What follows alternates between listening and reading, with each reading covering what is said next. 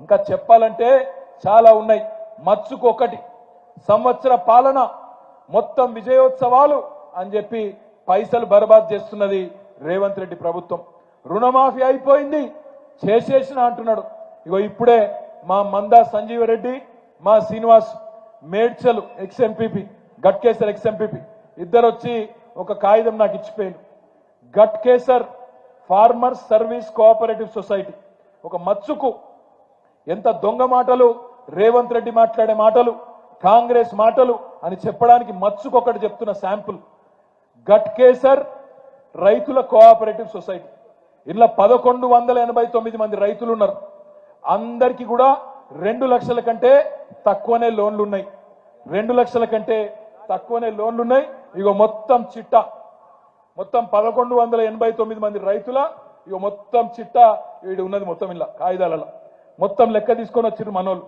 వాళ్ళకు కావాల్సిన రుణమాఫీ ఎంత అంటే మొత్తం తిప్పి తిప్పి కొడితే 18,98,00,000. రేవంత్ రెడ్డి ఏమో అయిపోయింది మొత్తం అయిపోయింది అంటాడు. ఎంతమందికి అయింది ఎరికేనా? ఇలా 1189 మందిలా ఒక్కనికి కూడా కాలే. గుండు సున్నా. ఒక్కలంటే ఒక్కరికి కూడా కాలే. గిట్లుంటది రేవంత్ రెడ్డితో పెట్టుకుంటే, కాంగ్రెస్ తో పెట్టుకుంటే గిట్లుంటది. 6 గ్యారంటీలు అటకెక్కినాయి.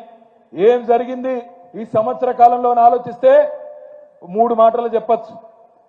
కేసీఆర్ కు తిట్లు, దేవుని మీద ఒట్లు, హామీలకు మాత్రం తూట్లు. 420 హామీలకు తూట్లు. ఇది తప్ప పీకిందేమీ లేదు. ఏం చేసినా రేవంత్ రెడ్డి సంవత్సరం నుంచి అంటే అదాని కోసం, అల్లుని కోసం, అన్నదమ్ముల కోసం, బావమరిదికి అమృతం పంచడం కోసం మాత్రం జోర్దార్ పనిచేసిండు. వచ్చే సంవత్సరం అనుముల అన్నదమ్ములు బ్రహ్మాండంగా అదాని గారిని కూడా దాటిపోయే స్థాయికి తెలంగాణను మాత్రం విచ్చలవిడిగా దోపిడీ చేస్తా ఉన్నారు.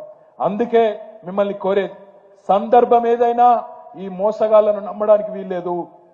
రేపు రాబోయే రోజుల్లో జరిగే పంచాయతీ ఎన్నికలు కావచ్చు, జిల్లా పరిషత్ ఎన్నికలు కావచ్చు, లేదా మున్సిపల్ ఎన్నికలు కావచ్చు, ఆ తర్వాత వచ్చే శాసనసభ ఎన్నికలు కావచ్చు. అప్రమత్తంగా ఉందాం, పార్టీని పునర్నిర్మాణం చేసుకుందాం.